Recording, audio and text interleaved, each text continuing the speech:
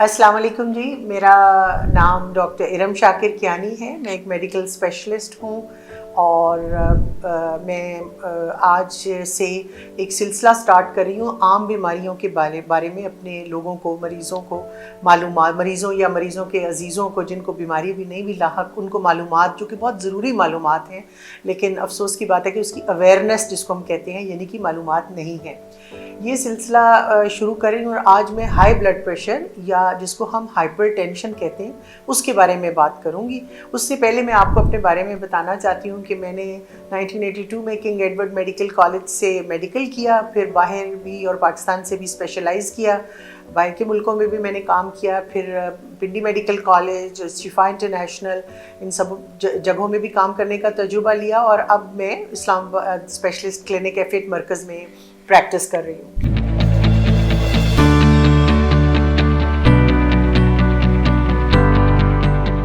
अच्छा जी, high blood pressure के बारे में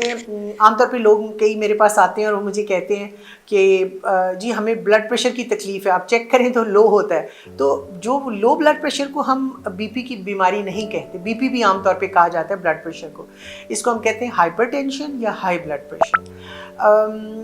हाई ब्लड प्रेशर एक ऐसी बीमारी है जो कि बहुत आम है पूरी दुनिया में, एशिया में और ख़ास तौर पे पाकिस्तान में बहुत ही आम है और एक लिहाज से ये मैं इसको एक ख़तरनाक बीमारी कहती हूँ। हम अपनी डॉक्टरी में इसको एक खामोश कातिल कहते हैं, यानी साइलेंट किलर।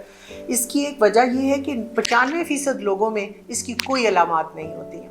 मेरे पास कुछ मरीज़ आते हैं, कहते हैं जी डॉक्टर साहब हमारा जब ब्लड प्रेशर हाई होता है हमें पता चल जाता है, हमें सर दर्द होता है, चक्कर आते हैं, गर्दन में तकलीफ़ होती है, लेकिन दरअसल ज़्यादातर लोगों में, मेजॉरिटी में, अक्सरियत में वो उनको सर दर्द किसी वजह से हो रहा हो, गर्मी है, खाना नहीं खाया, सोए नहीं या कोई और वजह है, बुखार हो गया, तो उसकी वजह से उनको जब सर दर्द, चक्कर और गर्दन में दर्द होता है वो समझ और ब्लड प्रेशर चेक करते हैं तो बीपी, तो कोई भी आप स्ट्रेस लेंगे,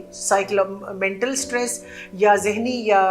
जज्बाती या फिज़िकल या जिस्मानी तौर पे कोई भी अगर इंसान को स्ट्रेस आता है या परेशानी आती है तो उससे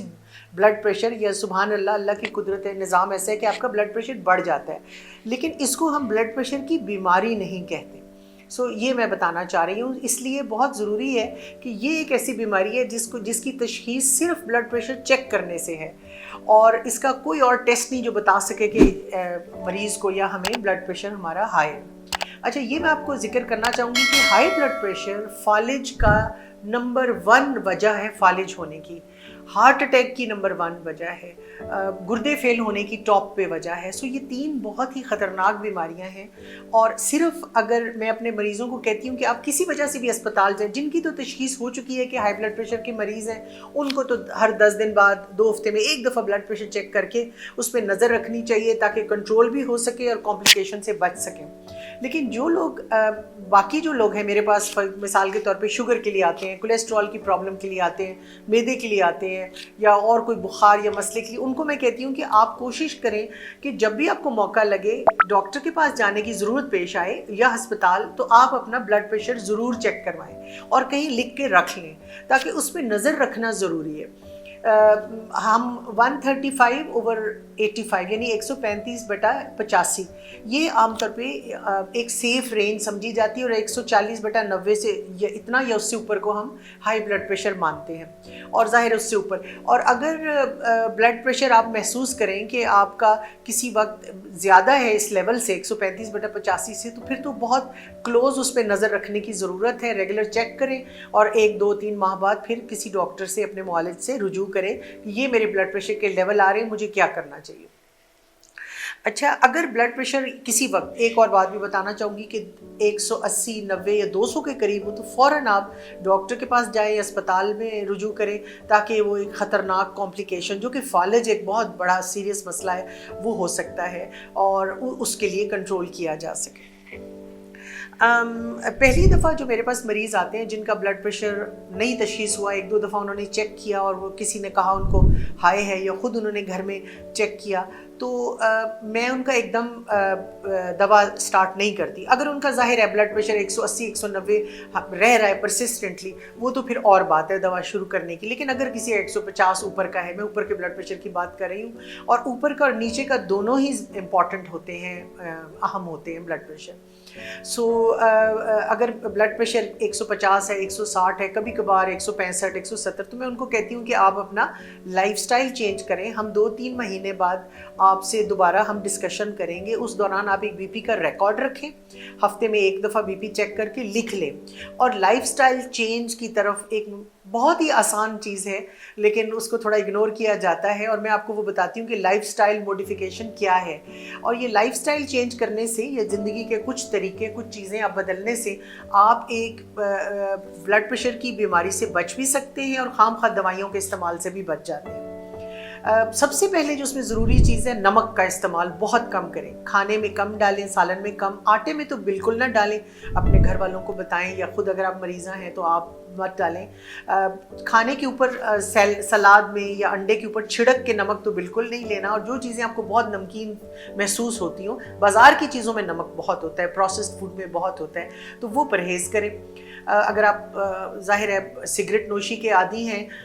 تو وہ آپ کو چھوڑنا ہوگا. واک اگر آپ 20 منٹ بھی روزانہ کر لیں, کہیں بھی کر لیں, گھر کے اندر کر لیں آپ ریگولر, بہتر ہوتا ہے کہ باہر کریں, تو اس سے بھی آپ کے بلڈ پریشر کو بہت فرق پڑے گا. گھی چکنائی آپ کو بند کرنی پڑے گی, خاص طور پہ بناسپتی گھی کا استعمال بہت زیادہ, فرائیڈ چیزیں اگر آپ بہت زیادہ کھا رہے ہیں, اور اس کے ساتھ, اور گوشت جو ہے اس کا ہم کہتے ہیں کہ وہ آپ کم سے کم استعمال کریں, جس کو ہم بڑا گوشت اور چھوٹا گوشت, مٹن اور بیف بھی کہتے ہیں. چکن فش آپ لے سکتے ہیں لیکن وہ فرائیڈ نہ لیں, کیونکہ سکن جو ہوتی ہے چکن کی, جلد جو ہوتا ہے اوپر فش کا, اس میں زیادہ گھی چکنائی ہوتی ہے. سو یہ تھوڑی سی چیزیں اگر آپ کر لیں, اور وزن اگر ہو سکے, اور وہ بھی اناج کم کھانے سے ہی وزن آپ کا امپروو کر سکتا ہے. سو یہ لائف سٹائل چینجز ہوتے ہیں. یہ آپ اگر ساتھ ساتھ اگر آپ کا خیال ہے آپ کا بلڈ پریشر ہائی ہے, آپ یہ تبدیلیاں کریں اپنی خوراک میں, اپنی زندگی میں, اور ساتھ بی پی کا ریکارڈ رکھیں, اور 2-3 ماہ کے بعد اپنے ڈاکٹر سے آپ کنسلٹ کریں کہ وہ آپ کو بتائیں. ایک اور چیز جو کہ ہم کئی دفعہ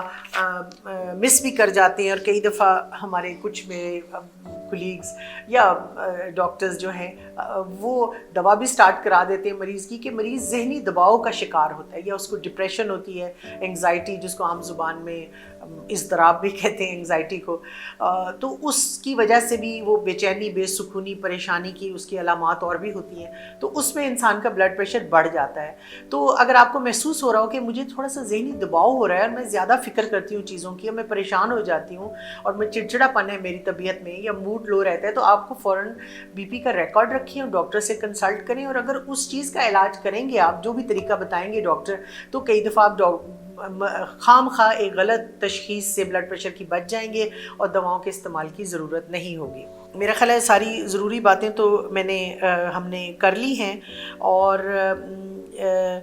ایک اور میں بتانا چاہوں گی کہ جو بلڈ پریشر کے ہمارے مریض ہیں, ان کو ہم کہتے ہیں, جن کی تشخیص ہوئی ہے اور وہ دوائیں لے رہے ہیں, کہ آپ سال میں ایک دفعہ اپنا کولیسٹرول کا چیک کروائیں, پورا لپڈ پروفائل,